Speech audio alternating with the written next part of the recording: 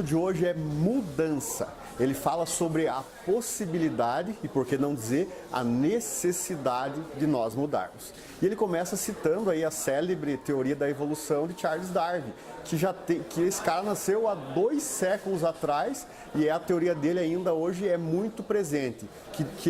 Mal resumindo, diz o quê?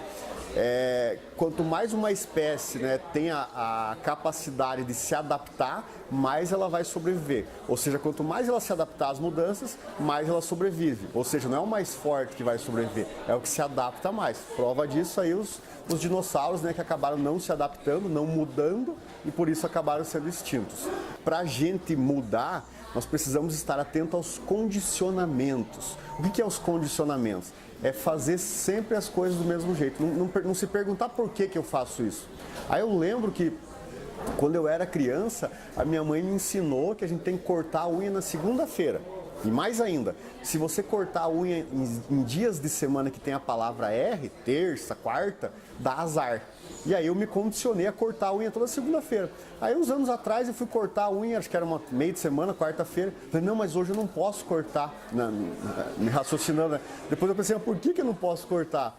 Né? Qual que é o problema? E aí eu fui perguntar para minha mãe por que ela criou essa regrinha, né? A superstição, né, de cortar a unha na segunda-feira, dela me contou que quando a gente era criança, a gente não queria cortar a unha, né? A gente tinha preguiça, tinha medo, e daí ela criou essa regrinha que tem que cortar toda segunda-feira, porque a gente falava assim, não, vamos deixar para amanhã. Ela falou, não, Deus o livre, amanhã é terça, amanhã tem o dia que tem o R. Então quer dizer, eu na vida adulta, já homem maduro, cortava a unha na segunda-feira. Por quê? Condicionado.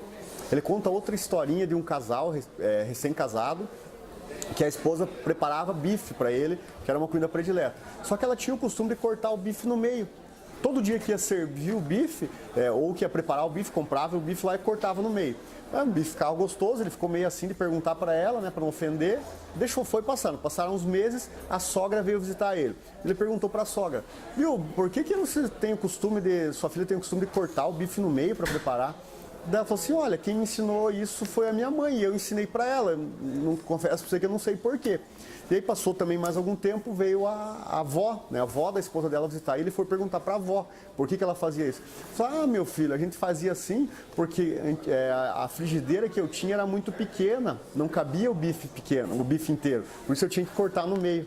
Veja o que é o condicionamento. Hoje a frigideira está maior, hoje as frigideiras estão maior, então a gente não precisa mais fazer tudo como a gente sempre fez, porque o mundo mudou, porque as pessoas mudaram. Então eu posso ser diferente, eu posso mudar também.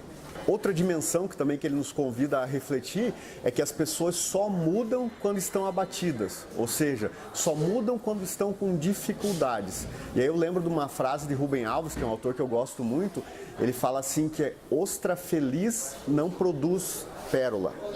Ostra feliz não produz pérola, inclusive é título de livro dele. O que ele quer dizer com isso? Não sei se vocês sabem, mas a ostra, para ela produzir a pérola, tem que entrar um grãozinho de areia dentro dela. Aí quando entra aquele grãozinho de areia, aquilo começa a incomodar ela, machucar ela. E aí ela tem que produzir uma esfera, portanto a pérola, para proteger ela. Se uma ostra não entrar um grãozinho de areia dentro dela, ela não vai produzir pérola. Então quer dizer, a gente só cresce, a gente só muda, a gente só produz pérola quando tem alguma coisa incomodando a gente. Né? Quantas empresas aí, pessoas que cresceram com essa crise, por quê? Porque saiu da zona de conforto, começaram a se incomodar e, portanto, mudaram. Também é importante refletir que a mudança é gradual. Né? Eu não posso querer mudar tudo de uma vez só. A mudança acontece aos poucos. Por exemplo, você vai entrar na academia e fazer um crossfit da vida, por exemplo. Você já não pode chegar já no primeiro dia querer escalando corda. Você vai ter que primeiro fazer os exercícios mais básicos para fortalecer a tua musculatura para depois, né, você atingir essa mudança. Na vida também é assim. O importante não é você mudar rápido, mas você ter a direção certa. Ou seja, o importante não é a velocidade, mas é a visão. É para onde eu estou olhando, para onde eu quero chegar. E aí vai degrau a degrau, exercício a exercício, mudança a mudança, se modificando comportamentos, atitudes, forma de trabalhar, forma de gerir o negócio. Então a mudança ela não precisa ser veloz, porque ela pode ser gradual, ela pode ser aos poucos. E por fim, não tente mudar os outros. Ou seja, a mudança tem que acontecer em mim. Eu não posso botar a culpa no governo, agora a gente vai votar no fulano de tal, vai mudar as coisas. Eu não posso culpar os concorrentes, quando o concorrente parar de fazer assim, eu ser diferente. Eu não posso culpar os amigos, quando meus amigos mudarem, eu vou mudar. Não, eu preciso mudar. E nesse sentido eu lembro de quando eu estava me preparando para casar com a minha esposa, eu fiz um acompanhamento, no meu caso, um padre, um líder religioso estava me acompanhando, fazendo um caminho ali para discernir se realmente era essa a minha vocação.